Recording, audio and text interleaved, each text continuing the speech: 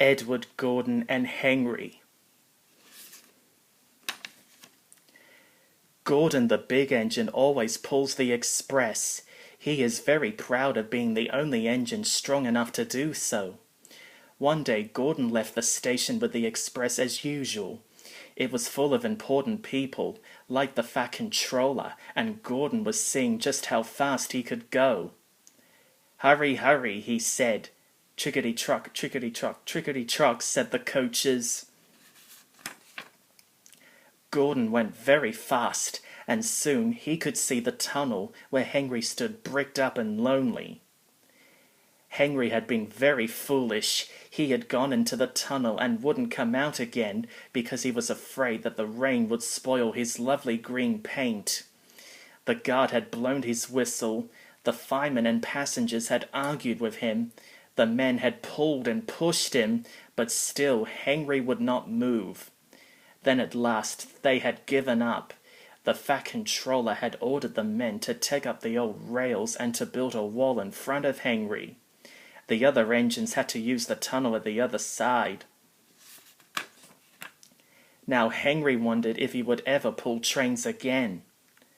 "Oh dear, will the Fat Controller ever forgive me and let me out?" he said to himself that day as he watched Gordon getting closer and closer to the tunnel. "In a minute," Gordon said, "I'm going to poop at Henry and rush through the tunnel and out again into the open." He was almost there when, crack! Wheesh! And suddenly there he was, going slower and slower in a cloud of steam. His driver stopped the train. "What has happened to me?" asked Gordon. "I feel so weak." "You've burst a safety valve," said the driver. "You can't pull the train anymore." "Oh dear," said Gordon. "We were going so nicely too. And look, there's Henry laughing at me." All the passengers climbed out of the coaches and came to see Gordon. "Humph," said the Fat Controller. "I never liked these big engines. Always going wrong. Send for another engine at once." They uncoupled Gordon. He had just enough puff to slink slowly into the siding out of the way. The guard went back to the yard to fetch another engine. There was only Edward left in the shed. "Gordon has burst a safety valve. Can you help?" asked the guard. "I'll come and try," said Edward.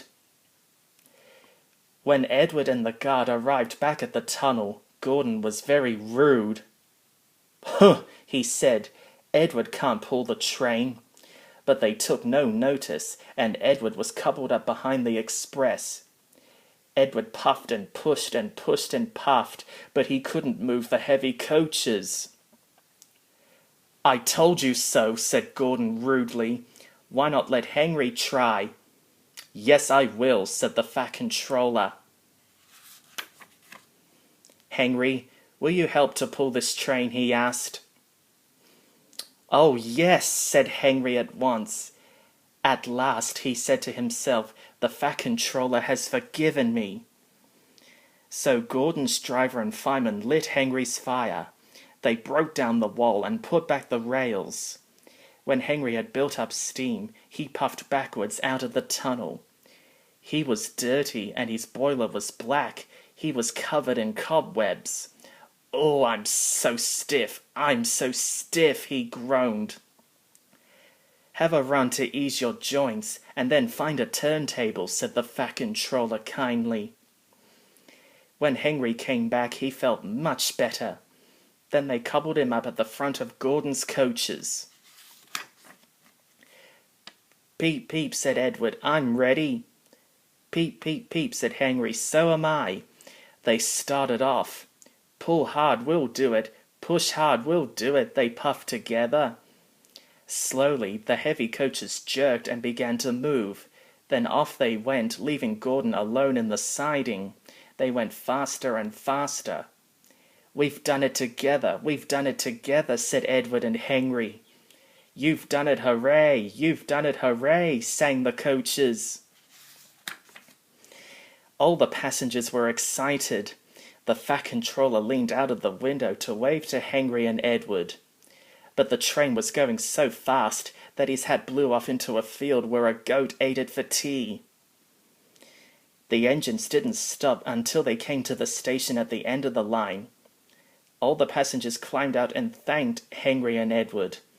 The Fat Controller was very pleased. He promised Henry a new coat of paint. On their way home, Edward and Henry helped Gordon back to the shed. All three engines are now great friends. Henry doesn't mind the rain anymore.